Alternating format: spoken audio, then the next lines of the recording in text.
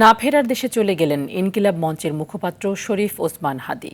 আজ শুক্রবার সারা দেশে আনা হচ্ছে এই বিপ্লবীর মরদেহ। জুলাই শহীদদের অধিকার রক্ষা ও আওয়ামী লীগ নিষেধাজ্ঞা আন্দোলন এবং ভারতীয় আধিপত্যবাদ বিরোধী সক্রিয় রাজনীতির জন্য আলোচনায় ছিলেন তিনি। তার এই অকাল মৃত্যুতে শোক জানিয়েছেন দেশের রাজনৈতিক দলগুলো। হত্যাকারীদের গ্রেফতারের দাবিতে ইনকিলাব মঞ্চের পূর্ব ঘোষণা অনুযায়ী শাহবাগে জড়ো হয়েছেন নেতাকর্মীরা। মোহাম্মদ সাইমের রিপোর্টে বিস্তারিত। জুলাই শহীদদের অধিকার রক্ষা ও আওয়ামী লীগ নিষেধাজ্ঞা সহ ভারতীয় আধিপত্যবাদ বিরোধী সক্রিয় রাজনীতির জন্য ওসমান হাদী ছিলেন আলোচনায়।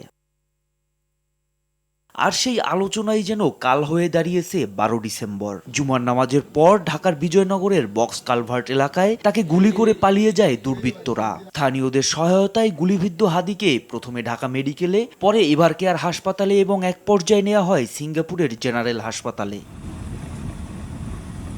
বৃহস্পতিবার সিঙ্গাপুরের পররাষ্ট্রমন্ত্রী প্রধান উপদেষ্টা ডক্টর মোহাম্মদ ইউনূসকে হাদীর শারীরিক অবস্থা অত্যন্ত সংকটাপন্ন বলে ফোনালাপে জানান। পরে বাংলাদেশ সময় রাত 9টা 45 তার মৃত্যুর সংবাদ নিশ্চিত করেন হাদীর চিকিৎসক ডাক্তার আব্দুল আহাদ। প্রাণপ্রিয় জুলাই অভ্যুত্থানের পরবর্তীতে বলিষ্ঠ কণ্ঠস্বর শরীফ ওসমান হাদী ভাইকে মহান আল্লাহ শহীদ হিসেবে কবুল করেছেন। ওসমান হাদী ঢাকা 8 আসন থেকে ত্রয়োদশ জাতীয় সংসদ নির্বাচনের জন্য সম্ভাব্য প্রার্থী ছিলেন। প্রতিষ্ঠা করেছিলেন ইনকিলাব কালচারাল সেন্টার। রাজপথে ও টেলিভিশন টকশোতে সমালোচনা করতেন কালচারাল ফেসিস্টদের।